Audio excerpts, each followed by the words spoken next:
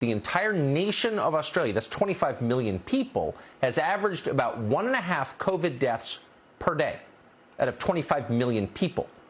And that has been enough to justify the end of Australia and totalitarianism. In one recent case, which really does say it all, authorities executed rescue dogs, shot the dogs to death to prevent Australian dog lovers from traveling to adopt the dogs. Leaving your home is no longer allowed. So they just killed the dogs. And the population put up with it. They were told they had to.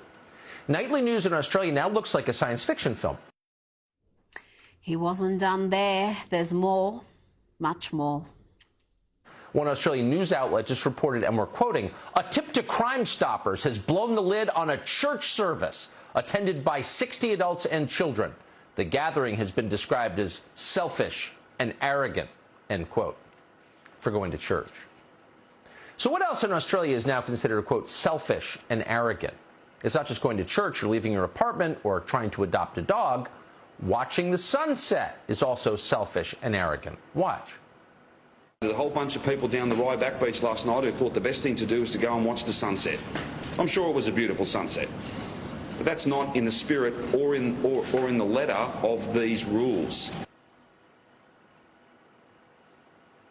Scolded for watching the sunset, executing rescue dogs, a nationwide manhunt for a guy who sneezed alone in an elevator. No one in Australia is laughing at this. No one can stand back far enough to see the lunacy on display. They're too far gone.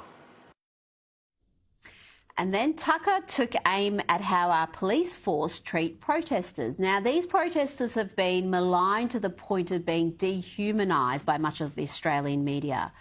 But that's not how many overseas see it.